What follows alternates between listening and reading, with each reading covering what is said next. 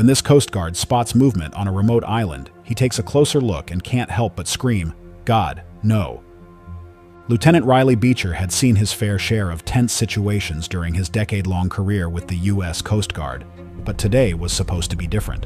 A simple patrol over the Pacific, nothing more. The route would take them near Pikelot Island, a remote coral island around 160 miles northeast of the main Yap Islands.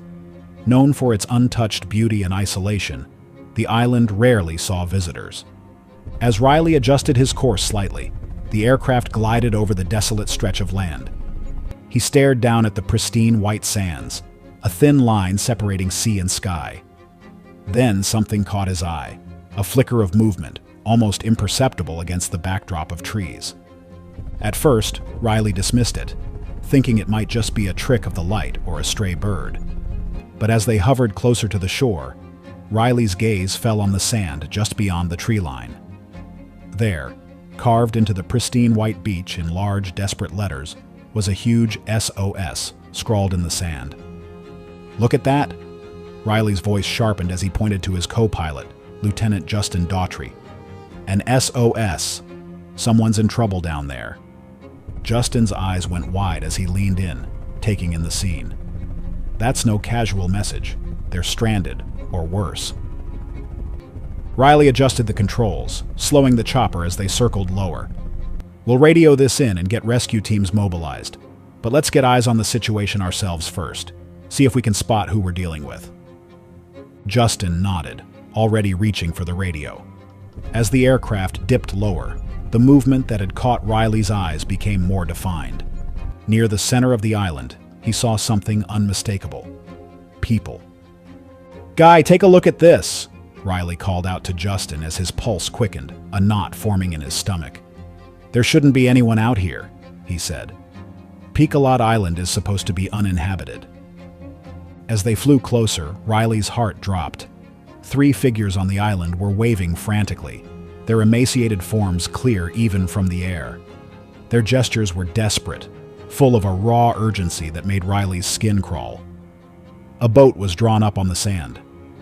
"God, no," he gasped. "They look like they've been out here for ages." The Coast Guard aircraft circled above Pikelot Island as Riley Beecher and the crew took in the scene below.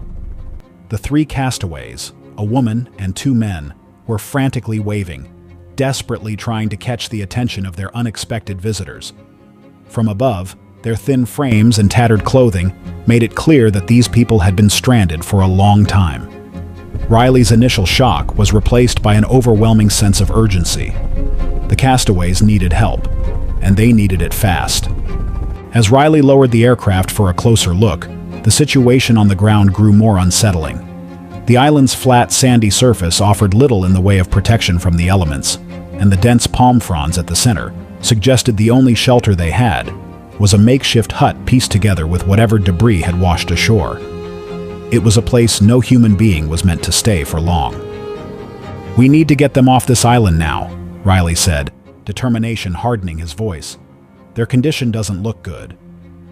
But even as he said the words, a quick glance at the horizon told him their task was about to get a lot harder.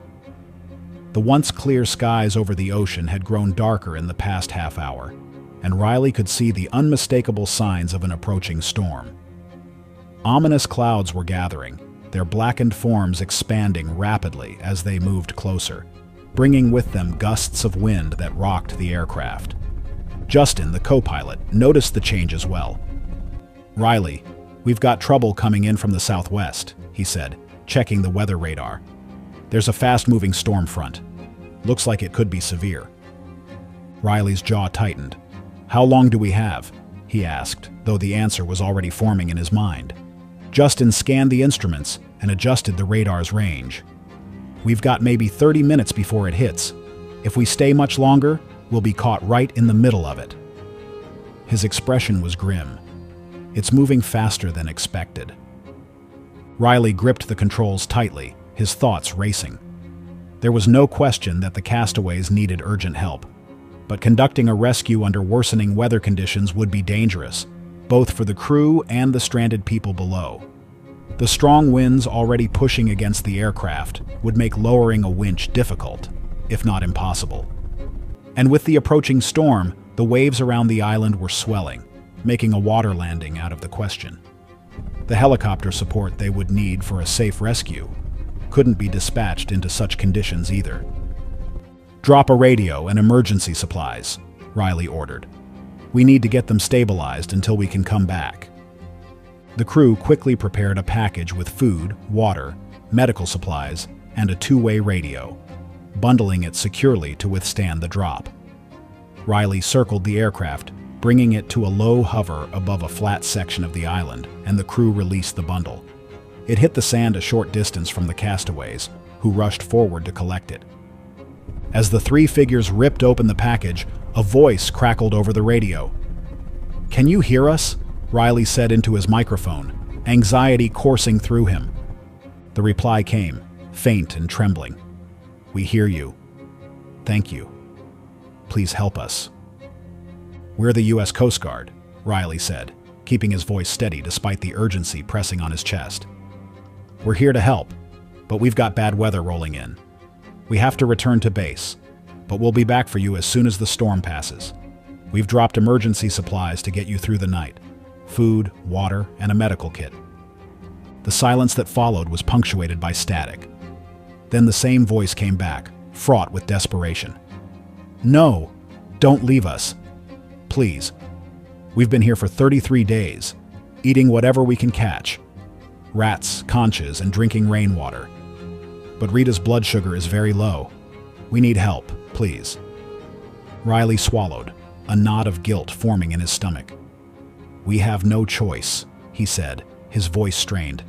"The storm is closing in, and it's too dangerous to conduct a rescue right now. We will come back for you." The approaching storm began to make itself known even more clearly. Gusts of wind surged stronger, causing the aircraft to lurch, and Riley could see the castaways stumble as the first droplets of rain began to pelt the sand. The temperature seemed to drop within moments, the air now thick with the charge of the coming storm. "Riley, we have to go," Justin said, his tone urgent. "Visibility is about to drop, and we won't be able to navigate safely if we don't get ahead of this." Riley hesitated for a heartbeat, his eyes fixed on the figures below who clutched the supplies as if they were a lifeline. Then, reluctantly, he guided the aircraft away from the island. He glanced back, seeing the dark clouds roll in like a sweeping curtain, obscuring the tiny dot of land. The downpour came moments later, heavy and punishing, obscuring even the ocean below. The sense of helplessness gnawed at him. Leaving the castaways behind felt wrong, but the storm left them no choice.